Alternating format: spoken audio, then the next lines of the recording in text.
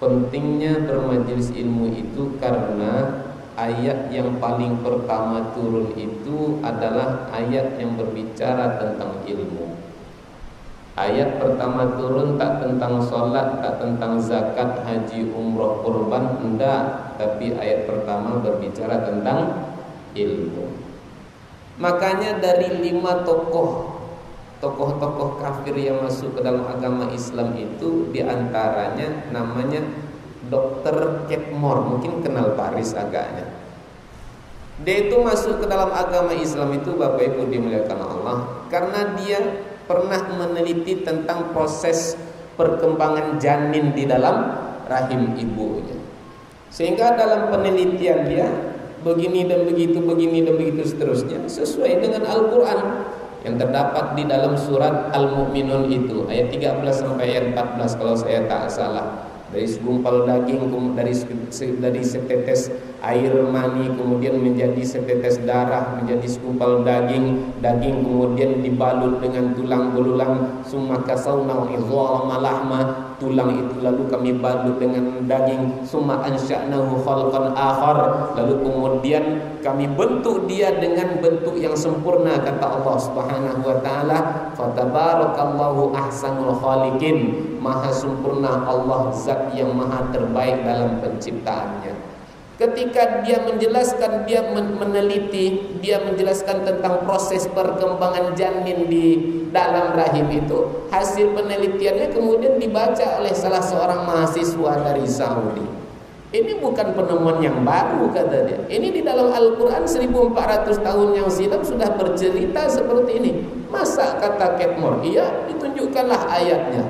Lalu kemudian apa kata Ketmore? Ini jangan-jangan Muhammad taunya dulu nih karena dia pernah nengok perkembangan janin itu pakai kaca pembesar. Padahal kaca pembesar itu baru dijumpai di akhir abad-abad yang ke-16 atau abad yang ke-17.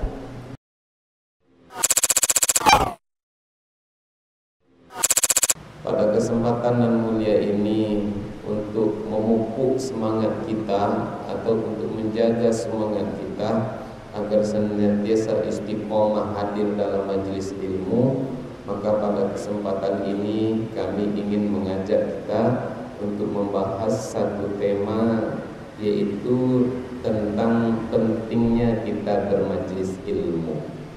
Apa temanya, Bu? Pentingnya bermajelis ilmu. Setidaknya dari beberapa dalil yang saya cari, baik dari Al-Quran maupun dari hadis Nabi, setidaknya ada 12 sebab kenapa bermajelis ilmu itu sangat penting sekali. Apa saja yang 12 itu, Bapak Ibu dimuliakan Allah? Yang pertama, pentingnya bermajelis ilmu itu karena ayat yang paling pertama turun itu adalah ayat yang berbicara tentang ilmu. Ayat pertama turun tak tentang sholat, tak tentang zakat, haji, umroh, kurban, enggak. Tapi ayat pertama berbicara tentang ilmu. Yang kedua, pentingnya bermajelis ilmu itu kenapa? Karena dalam satu hadis Nabi dikatakan mencari ilmu, bermajelis ilmu itu hukumnya fardu. Yang ketiga, pentingnya bermajelis ilmu itu karena pahalanya sangat besar sekali. Dalam satu hadis Nabi katakan pahalanya sama dengan berjihad di jalan Allah.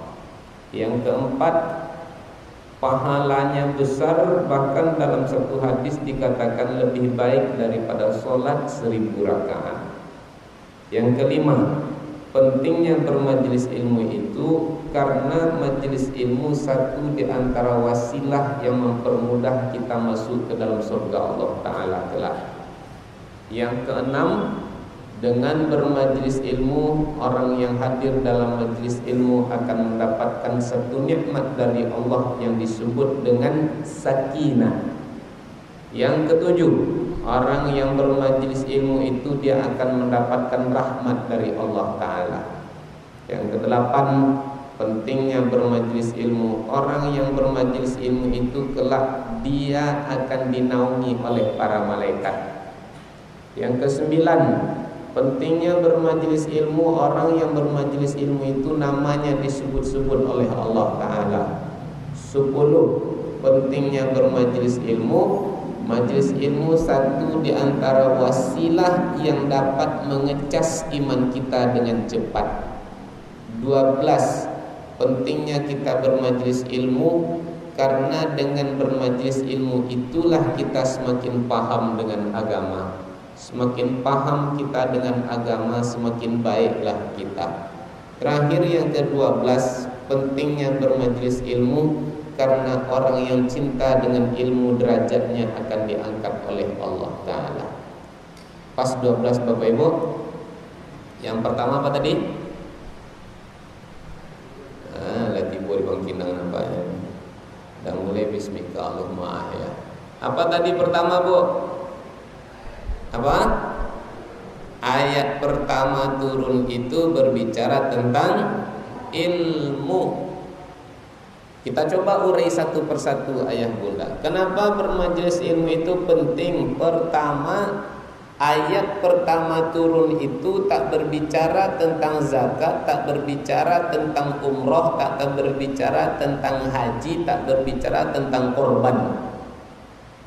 30 juz 114 surat, 6.666 ayat Al-Quran. Terjadi perbedaan di kalangan ulama. Ada yang mengatakan 6.230, ada yang 6.636, sampai ada yang mengatakan 6.666 ayat. Dari sekian banyak ayat Al-Quran, ayat pertama turunnya berbicara tentang ilmu. Ayah ibu kami sudah hafal ayatnya. Iqra bismi rabbikal ladzi khalaq, khalaqal insana min 'alaq. Iqra wa rabbukal akram, alladzi 'allama bil qalam, 'allamal insana ma lam ya'lam. Iqra, bacalah, bismi rabbikal ladzi khalaq, dengan menyebut nama Tuhanmu yang menjadikan kamu. Khalaqal insana min 'alaq, yang menjadikan manusia dari segumpal daging yang berawal dari setetes air yang hina. Surat Sajadah yang setiap hari Jumat ayah bunda baca. Thumma ja'ala naslahu min sulalatin min ma'im mahin. Al-Quran ayat pertama turun itu isinya ilmu baca. Maka Bapak Ibu dimuliakan Allah, saya pernah membaca artikel tokoh-tokoh dunia yang masuk ke dalam agama Islam, yaitu orang-orang kafir. Dari tokoh-tokoh itu saya tengok Bapak Ibu, memang nampaknya orang-orang kafir itu masuk ke dalam agama Islam itu ketika mereka telah mengkaji Islam. Yang masuk Islam itu orang-orang pintar. Tapi yang saya tengok umat Islam yang keluar dari Islam itu kebanyakan adalah orang-orang yang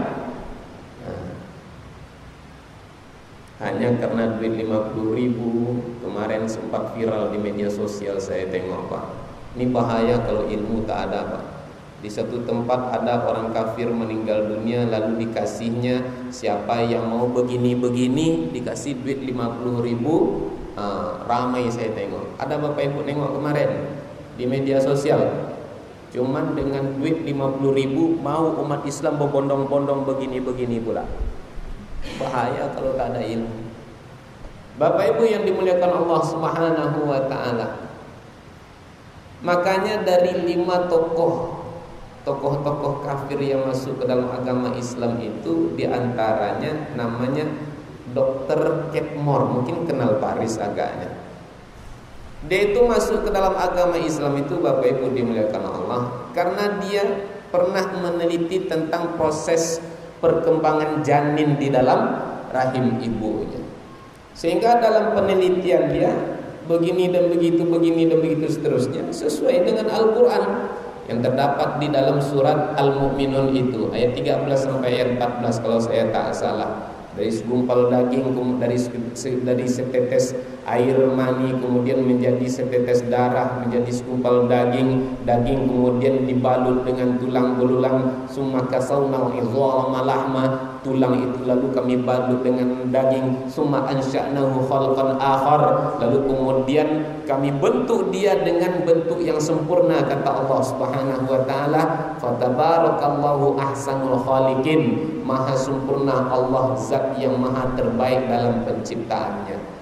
Ketika dia menjelaskan, dia meneliti, dia menjelaskan tentang proses perkembangan janin di dalam rahim itu, hasil penelitiannya kemudian dibaca oleh salah seorang mahasiswa dari Saudi. Ini bukan penemuan yang baru, kata dia. Ini di dalam Al-Quran 1400 tahun yang silam sudah bercerita seperti ini. Masa kata Ketmore? Iya, ditunjukkanlah ayatnya. Lalu kemudian apa kata Ketmore? Ini jangan-jangan Muhammad taunya dulu nih karena dia pernah nengok perkembangan janin itu pakai kaca pembesar. Padahal kaca pembesar itu baru dijumpai di akhir abad-abad yang ke-16 atau abad yang ke-17. Bapak Ibu dimuliakan Allah, ilmu ayat pertama turun berbicara tentang ilmu. Makanya Bapak Ibu, umat Islam itu harus pintar semuanya. Tidak boleh umat Islam bodoh. Kenapa? Kalau kita umat Islam bodoh, nanti kita dibodoh-bodohi. Ini yang pertama. Pentingnya kita bermajelis ilmu itu karena ayat pertama turunnya berbicara tentang ilmu. Yang kedua, penting kita bermajelis ilmu itu kenapa? Karena kata Nabi hukumnya fardu. Nabi yang mengatakan, Rasulullah bersabda, thalabul ilmi faridatun ala kulli muslimin. Menuntut ilmu, bermajlis ilmu, faridatun, fardu, baik bagi muslim laki-laki ataupun muslim perempuan. Faridatun. Tadi Bapak Ibu salat maghrib, sebelum takbir kalau niatnya dijaharkan atau niatnya dilafazkan, usolli fardul maghrib, begitu niatnya tadi Pak. Usolli fardul maghrib atau usolli wajibul maghrib tadi Pak. Pakai wajib atau lafaz fardu? Fardu kan? Dalam mazhab Hanafi, fardu itu tidak sama dengan wajib, beda dia. Fardu itu lebih di atas daripada wajib lagi. Yang wajib di bawah daripada fardu. Dalilnya qat'i, bukan dalil zanni. Tapi Syafi'i, Maliki, Hambali saya baca fardu dengan wajib itu sama saja. Taruhlah fardu dengan wajib itu sama, maka makna fardu itu apa kalau dia sama dengan wajib? Mayusabu ala fi'lihi wa yu'aqibu ala tarkihi. Fardu kalau dilakukan berpahala, kalau ditinggalkan berdosa. Ayah ibu kami, kalau kita sholat tadi dapat pahala atau dapat dosa? Dapat pahala. Kalau kita tak mau sholat dapat pahala atau dapat dosa? Dapat dosa. Sekarang kata Nabi, thalabul ilmi faridatun, bermajlis ilmu, mencari ilmu fardu bagi setiap muslim. Kalau kita bermajlis ilmu dapat pahala atau dapat dosa? Dapat pahala. Kalau tak bermajlis ilmu, mulai ragu nampaknya. Kan rumus fardu sudah dapat tadi. Maka Bapak Ibu dimuliakan Allah, berarti kita dapat pahala sekarang nih Ustaz. Iya, alhamdulillah, senang kita, alhamdulillah kita senang. Tapi Bapak Ibu mohon maaf, kita tak boleh berpuas hati sampai di sini. Kenapa? Karena kita masih lemah. Apa kelemahan kita? Belum bisa kita merangkul sanak famili, anak cucu menantu kita bisa membersamai kita di majlis ini, di masjid ini untuk sama-sama duduk dalam majlis ilmu. Islam tidak mengenal soleh individu, tapi Islam mengenal soleh berjamaah. Jangan harap ayah bunda, oh aku kan rajin haji Ustaz, setiap tahun setidaknya sekali 5 tahun aku naik haji, sebentar-sebentar pergi umroh sampai kalah Haji Muhyiddin. Bapak Ibu, segudang seluas langit pun amal soleh kita, setinggi langit pun kebaikan yang kita lakukan, tapi kita tak ambil peduli dengan anak cucu menantu kita. Selamat kita nanti Pak Bu? Selamat? Tidak selamat. Apa sebab kita diikat oleh ayat wa tawasau bil haqqi wa tawasau bis sabr. Kita diikat oleh ayat qu anfusakum wa ahlikum naro. Ingat Bapak Ibu, ayat tidak mengatakan qu anfusakum naro, tidak begitu bunyinya. Jagalah dirimu dari siksa api neraka, tidak hanya begitu. Tapi bunyi ayat qu anfusakum wa ahlikum, jagalah dirimu dan juga keluargamu dari siksa api neraka. Makanya tadi kita katakan kita tak boleh berpuas hati sampai di sini. Kenapa? Karena masih ada kewajiban kita. Apa ianya? Ajaklah anak kita, ajak cucu kita, ajak tetangga kita yang berada di bawah kekuasaan kita. Kullukum ra'in wa kullukum mas'ulun an ra'iyatihi. Setiap kamu adalah pemimpin, dan setiap pemimpin akan Allah minta akan pertanggungjawaban di setiap kepemimpinannya itu. Jadi ayo kami dimuliakan Allah. Besok kami bawa cucu kami Ustaz, bawa. Kami bawa anak kami Ustaz, bawa. Kami bawa menantu kami juga Ustaz, bawa. Kenapa? Kata Nabi fardu. Ustaz, kalau anak-anak dibawa ke masjid ini meribut Ustaz. Salat ribut, kemudian majlis ilmu meribut. Namanya juga anak-anak. Dua namanya Bapak Ibu, masih anak-anak. Anak-anak itu memang dunia mereka dunia bermain, ya biasa saja. Saya Bapak Ibu kalau tausiah, kalau sholat anak-anak meribut, saya santai-santai aja, nikmati saja. Pernah saya tausiah tabligh akbar di luar kota. Kita semangat berapi-api tausiah tabligh akbar, dia semangat pula jungkir balik di depan kita nih. Tidak marah saya, santai aja. Namanya juga anak-anak. Jadi masjid kita ini nanti mudah-mudahan semoga menjadi masjid yang ramah dengan anak-anak. Buat anak-anak ini nyaman duduk di masjid, bawa mereka ke masjid. Bapak Ibu dimuliakan Allah, payah Pak Ustaz, tinggal kita yang berpandai-pandai dengan anak-anak. Makanya saya katakan, meribut anak-anak pas sholat, meribut anak-anak pas majelis ilmu, saya tak marah. Tapi coba Bapak Ibu sikit agak mota pas majelis ilmu, bisa tensi saya. Saya tak segan-segan meninggalkan jamaah kalau sudah mulai meribut Pak. Jadi pernah dulu di salah satu masjid, sudahlah jamaah sedikit, di sini 2 orang, di sini 3 orang, di pojok 1, di situ 3 orang. Sudahlah sedikit mota pula. Tambah lagi, saya sebelum pergi ke masjid itu kena marah pula sama bini di rumah sedikit. Akhirnya apa, tumpuk-tumpuklah dia. Walhasil saya buka, assalamualaikum, puji syukur, salawat kepada Nabi, langsung saya tutup. Assalamualaikum warahmatullahi wabarakatuh. 2017 kalau saya tak salah. Alhamdulillah tak diundang sampai sekarang. Ya enggak apa-apa. Rugi sayang dong Ustaz tak dapat amplop. Bagi saya Bapak Ibu, kita prinsip boleh berbeda, tapi yang penting saling menghargai. Bagi saya haram Ustaz itu menerima amplop selepas tausiah. Itu prinsip saya. Haram Ustaz menerima amplop selepas tausiah kalau isinya sedikit. Kalau isinya banyak ambillah. Supaya Bapak Ibu tak tegang pula saya tengok. Nah, Bapak Ibu dimuliakan Allah. Bagi saya kadang-kadang Bapak Ibu, anak-anak meribut pas sholat itu nikmat bagi saya. Kok nikmat? Terlebih kalau kadang-kadang saya terlambat sholat. Ini bukan saya bermaksud untuk mengajak Bapak Ibu terlambat pergi sholat, enggak.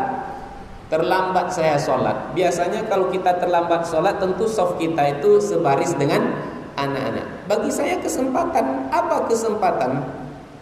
Izin saya berdiri Bapak Ibu. Saya tengok dia terus. Dia anak-anak kalau sholat, Allahu Akbar, dorong kanan, dorong kiri, berlarian di sekeliling masjid. Hilang konsentrasi Bapak Ibu karenanya. Bagi saya ini kesempatan, saya tengokkan dia betul. Pas tengok, saya tengok dia. Pas kita tengok tentu dia masih bermain dia. Enggak. Kan gitu-gitu biasanya. Setidaknya pergerakan dia sudah berkurang. Kalau anak-anak sholat, dorong kanan, dorong kiri, pas ruku Allahu Akbar. Ada yang begini ruku anak-anak. Namanya juga anak-anak. Pas nanti sujud Bapak Ibu, dia sujud, kawan dia pun sujud. Pas mau berdiri tegak Bapak Ibu, kawannya sujud tadi ditekannya kepala kawan dia yang sebelah tadi, itu lagi gini kawan dia. Nah, itulah kerja anak-anak. Bagi saya nikmatnya di mana? Saya perhatikan dia yang tadinya gerakannya salah, punggungnya tak datar, saya bilang, "Dek, punggungnya datarkan sedikit ya, Dek ya." Anak-anak kalau sujud biasanya telapak tangannya itu sejajar dengan sikunya. Saya bilang, "Dek, angkat sikunya sedikit, Dek." Bapak Ibu dimuliakan Allah, saya yakin, hakul yakin sampai mati dia akan ingat dengan apa yang saya tunjukkan. Amal jariah tak tuh Bapak Ibu? Amal jariah, kita mati tapi amal itu masih mengalir kepada kita. Di tempat berwudu, saya senang nengok anak-anak berwudu. Namanya anak-anak wudu, Bapak Ibu. Macam mana anak-anak wudu ya? Cek 23, cek 23, cek 23, cek 23, cek 23, cek 23, cek 23, cek 23, cek 23, cek 23, cek 23, cek 23, cek 23. Betul tak Pak? Kebanyakan anak-anak seperti itu. Tapi bagi saya memperhatikan anak-anak, Dek, nanti wudunya begini, Dek. Dek, ini nanti begini, Dek, wajahnya begini, nanti kakinya begini. Sampai mati saya yakin dia akan ingat. Dah dapat saya 2 pahala. Pahala menunjukkan dia sholat, pahala menunjukkan dia berwudu. Sepertinya sepele, tapi nilainya begitu besar di hadapan Allah Subhanahu wa ta'ala. Tinggal kita kontrol supaya mereka tak meribut. Pas majelis ilmu supaya tak meribut macam mana? Bawalah cucu kita, bawalah anak kita, dudukkan di dekat kita. Jangan biarkan mereka bonggok-onggok. Kalau mereka bonggok-onggok, diingatkan 5 menit, mau tanya setengah jam. Kapan perlu kita kasih mereka itu reward, kasih mereka hadiah. Saya karena lupa tadi nih Bapak Ibu. Saya biasanya setiap kajian itu saya bawa dompet, lalu saya pergi, kalau sempat pergi ke bank, ditukar duit-duit 1.000, 2.000 yang baru, 5.000 yang baru-baru itu. Ada Ustaz yang duduknya rapi, menyimak tausiah dengan baik dan benar, nanti Ustaz kasih hadiah. Sekalipun cuma 1.000 perak, tapi duit baru bagi mereka begitu sangat senang mereka dengan hal-hal seperti itu. Diberikan mereka coklat yang harganya cuma 500, hanya sekedar pemancing. Jangankan anak-anak, kita yang sudah tua saja kadang-kadang butuh motivasi supaya datang ke masjid. Saya tengok Bapak Ibu sekarang majelis ilmu khususnya di waktu subuh udah mulai ramai. Kenapa? Di antaranya di situ ada lontong di situ. Ada sarapan pagi. Nah, kita yang tua saja yang gaji berjuta-juta masih begitu, apalagi anak. Ini poin kedua Bapak Ibu. Pentingnya kita bermajelis ilmu itu kenapa? Karena kata Nabi fardu. Yang ketiga, penting kita bermajelis ilmu itu kenapa? Karena majelis ilmu satu di antara wasilah yang mempermudah kita masuk ke dalam surga. Rasulullah bersabda, "Man salaka tariqan yaltamisu fihi ilman sahalallahu bihi tariqan ilal jannah." Siapa yang kakinya mudah melangkah hadir dalam majelis ilmu, maka akan Allah mudahkan baginya jalan menuju surga. Bapak Ibu mau nanti masuk surga? Kalau mau masuk surga, rajin-rajinlah hadir dalam majelis ilmu. Besar pahala majelis ilmu, dalam satu hadis dikatakan lebih baik daripada solat 1000 rakaat. Nabi pernah berkata kepada Abu Zar, "Ya Aba Dzarrin la antaldu li ta'lama ayatan min kitabillah khairul laka min an tusalliya mi'ata rak'atin." Wahai Abu Zar, kata Nabi, sungguh engkau pergi dari rumahmu demi mendapati hanya 1 ayat saja, itu lebih baik bagimu daripada kamu sholat 100 rakaat. Ya Aba Dzarrin la antaldu li ta'lama ilman min abwabil ilmi amila bihi aw lam ya'mal khairul laka min an tusalliya al-farakatin. Wahai Abu Zar, sungguh engkau pergi dari rumahmu demi mendapati dan memahami 1 ilmu saja, kemudian engkau beramal dengan itu ilmu ataupun belum, sesungguhnya itu lebih baik bagimu daripada kamu sholat 1000 rakaat. Ayah ibu kami ada yang sanggup sholat 100 rakaat sehari? Ada? 1000 rakaat ada? Jangankan 1000, 100 saja kita mampu. Kalau kita mau jujur, kita uji kekuatan kita normal dalam sehari, ayah bunda, mungkin takkan sampai 50 rakaat. Itu pun kita sudah merasa orang yang paling soleh di atas muka bumi Allah ini. Mana buktinya? Oke, yang wajib berapa rakaat? 17 rakaat. Mengiringi yang wajib disebut sholat sunat rawatib. Ada qobliyah, ada ba'diyah.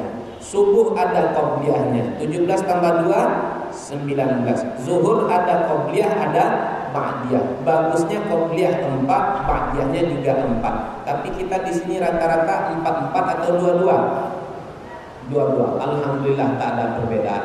19 tambah 4 berapa? 23. Asar ada qobliyah, tak ada ba'diyah. Afdolnya qobliyahnya 4, setidaknya 2. Kita di sini berapa yang udah biasanya? 2 juga. Alhamdulillah sepakat kita. 23 tambah 2 25. Maghrib biasanya pakai qobliyah? Ada. Kalau yang ragu qobliyah maghrib, saya sebutkan dalilnya. Satu, Nabi katakan, baina kulli adzanaini as-shalah. Setiap antara 2 azan itu ada sholat. Maksudnya antara azan dan iqamah itu buatlah sholat sunnah di situ. Belum lagi Nabi katakan, sallu qabla al-maghrib, sallu qabla al-maghrib, sallu qabla al-maghrib liman syaa. Salatlah kalian sebelum salat maghrib, salatlah sebelum salat maghrib, salatlah sebelum salat maghrib bagi siapa yang nak, kata Nabi. Yang nak buat, bagi yang tak pun tak masalah. Namanya jatuh sunnah. Sunnah dilakukan berpahala, kalau ditinggalkan rugi godang. Rugi. Memang tak berdosa tapi rugi. Tak, taruhlah ayah bunda ada qobliyah, ada ba'diyah. Tadi angka terakhir berapa? 25 ya. 25 tambah 4 29. Isya ada qobliyah bagus, pakai ba'diyah mantap. Taruhlah qobliyah sama ba'diyah 22. 29 tambah 4 berarti 33. Ada duha? Ada. Bunda berapa sholat duha? 2 rakaat, 4 rakaat. Oke, 4 rakaat. 29 tambah 4 berapa? 33. Ada sholat tahajud? Ada sholat witir? Ada. Beribu maaf ayah bunda, jangan lagi kita berbadan sehat, berbadan kuat, tapi tengah malam masih menjadi bangkai di hadapan Allah Ta'ala. Kapan kita akan menjadi bangkai? Badan sehat, badan kuat, tapi di waktu malam tak mampu untuk tahajud walau hanya 2 rakaat saja. Kapan kita akan menjadi bangkai? Badan sehat, badan kuat, tapi di waktu malam tak mampu untuk witir walau hanya 1 rakaat saja. Kapan kita akan menjadi bangkai? Ketika datang subuh kita tidak mampu berjamaah. Nah, berapa tahajud witir ayah bunda? Taruhlah 3 setidak-tidaknya. Tadi angka terakhir kita berapa? 33. 33 tambah 3 berapa? 36. Tak sampai 50 rakaat dalam sehari. Itu pun kita sudah merasa orang yang paling soleh. Tapi ayah ibu kami, tak mampu kita sholat 100 rakaat, tak sanggup kita sholat 1000 rakaat. Tapi kata Nabi, ada satu amal yang nilainya sama, bahkan lebih baik dengan itu. Apa dianya? Inilah seperti yang kita lakukan. Hadirlah dalam majelis ilmu. Berikutnya, majelis ilmu itu penting. Kenapa? Karena dengan bermajelis ilmu itulah kita semakin dapat memahami agama. Rasulullah bersabda, "Man yuridillahu bihi khairan yufaqihuhu fiddin."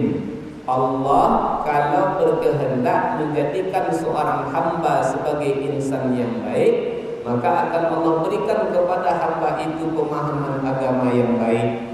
Bagaimana kita dapat memahami agama dengan baik? Satu di antara wasilahnya, hadirilah majelis ilmu. Sedih kita dengan dunia pendidikan kita saat ini, ayah ibu kami yang dimuliakan Allah. Saya kemarin mengisi di SMP juga SMA. Pelajaran agama seminggu katanya cuma 2 jam saja. Lebih menyedihkan lagi, sempat viral di media sosial, pendidikan agama sebaiknya, pelajaran agama sebaiknya dihapuskan dari dunia pendidikan. Untung banyak yang protes. Sempat tak ada yang protes kemarin Bapak Ibu. Bisa-bisa pelajaran agama benar-benar akan dihilangkan, akan jadi apa anak-anak kita kelak, Bapak Ibu dimuliakan Allah.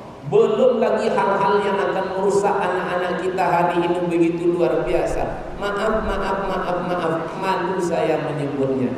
Bapak Ibu, ada tak yang pernah mengecek WA anaknya isinya apa saja? Bapak Ibu pernah tak kontrol anaknya chatting video call dengan siapa saja? Isi Facebooknya apa saja? Isi Instagramnya apa saja? Pernah? Macam mana Ustaz? Jangan kamu mengeceknya, membukanya juga tak pandai. Kenapa? Karena banyak yang dikunci. Dari ini kan, ini subjektif sifatnya nih Bapak Ibu. Tak banyak saya menengok. Yang saya dapati, rata-rata anak-anak sekarang itu ketika punya handphone mereka dikunci berlapis-lapis. Membuka ini dikunci, nanti WA dikunci, Instagram dikunci. Kita tak mudah mengakses apa yang ada di dalam handphone mereka karena semuanya dikunci. Kenapa dikunci-kunci Bapak Ibu dimuliakan Allah? Tentu ada sesuatu yang disembunyikan di dalam. Setidaknya apa yang mereka sembunyikan. Kalau mereka tidak punya video porno dia dengan pacar dia, atau video porno orang yang dia simpan di dalam Facebooknya. Kemarin salah seorang guru bercerita kepada saya, lepas baru tadi malam nih Bapak Ibu, dirazia di salah satu sekolah. Kalau tak salah 1000 video porno tersimpan di handphone dia. Mau jadi apa anak-anak kita di sekarang Bapak Ibu dimuliakan Allah? Belum lagi penyakit LG hari ini Pak. Paham Bapak Ibu penyakit LGBT? Kemarin kawan saya bercerita, anak kelas 2 SD laki-laki diisapnya pensil kawannya. Kelas berapa Pak Bu? Kelas 2 SD. Anak-anak kita dirusak hari ini. Media sosial kita tengok. Izin saya tambah 2 menit Bapak Ibu ya. Media sosial hari ini ngeri kita Pak. Saya kadang-kadang setiap hari di handphone ini baru kan dibantu sama kawan-kawan membersihkan kemarin. Saya kan biasanya suka download kitab-kitab. Download kitab. Nah biasanya kan keluar iklan tuh. Apa yang kita download kadang-kadang keluar iklan. Dulu sebelum dibersihkan sama kawan-kawan, saya dapat notifikasi isinya nonton bokep dapat hadiah, nonton video porno dapat hadiah. Alhamdulillah Allah beri kita iman sedikit, untung tak terpencet. Sempat iman dalam keadaan tipis Bapak Ibu dimuliakan Allah. Kira-kira apa yang terjadi Pak? Bisa pula lah saya nengok sedikit kan. Anak-anak kita hari ini tanpa ada penyaring filter, dia tak takut, belum dijauhkan dari agama, kemudian yang merusak mereka begitu luar biasa. Wajar kalau hari ini Bapak Ibu, bukan hari ini sih, saya sempat nengok dulu di salah satu stasiun televisi. Di situ data saya dapatkan Bapak Ibu, di salah satu stasiun televisi di tahun 2012.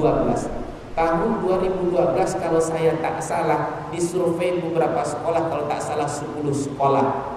6 dari 4.626 kalau saya tak salah, 4.626 anak SMP itu sudah melakukan muqaddimah hubungan orang dewasa tahun 2012. Kemudian 65,sekian persen anak SMA sudah tidak perawan lagi. Terus ke bawah lagi 23, sekian persen anak SMA sudah menggugurkan kandungannya. Tahun berapa tadi Bapak Ibu? 2012. Sekarang tahun berapa? 2022. Saya baru mendengar, maaf cakap, malu saya menyebutnya, tapi setidaknya sekedar tahu saja ayah bunda. Saya baru dengar istilah seks by phone.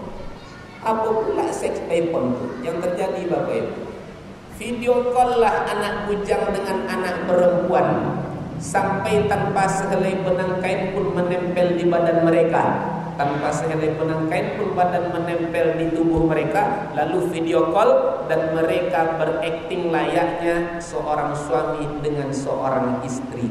Maaf cakap Bapak Ibu, puas enggak mereka hanya sebatas video call? Puas? Maaf. Mana puas? Yang kita saja kadang-kadang langsung dengan pasangan hidup kita masih ada yang mengeluh, saya tak puas. Kan itu bahasanya. Yang langsung saja masih ada yang tak mendapatkan kepuasan. Apakah lagi ini hanya sebatas video dijauhkan. Wajar kemarin kalau sempat keluar di Goriau kalau saya tak salah, 30 pasang anak-anak muda menginap di salah satu hotel di tempat kita. Bapak Ibu, kejadiannya kapan? Di bulan Ramadan. Inilah kondisi anak-anak kita hari ini, dirusak, dijauhkan dari agama. Terus supaya mereka tak rusak, bagaimana caranya? Kembalilah kita ke masjid. Masjid adalah benteng terakhir kita. Untuk apa? Untuk menyiramkan pengetahuan agama kepada anak-anak kita, supaya mereka semakin baik, bukan semakin rusak. Kalau anak kita tak dibentengi dengan agama, Bapak Ibu dimuliakan Allah, yang game online-nya kah, yang media sosialnya kah, tak apa-apalah namanya, maka kita harus berhati-hati. Ingat, qu anfusakum wa ahlikum nar. Ayah ibu kami, demikian dapat kami jelaskan. Mohon maaf atas segala kesalahan dan kekhilafan, tak bisa kita uraikan satu persatu karena waktu yang membatasi. Mudah-mudahan di lain waktu dan kesempatan nanti kita sempurnakan yang tertinggal lengkap dengan dalil-dalilnya. Wallahu a'lam bishawab. Wassalamualaikum warahmatullahi wabarakatuh.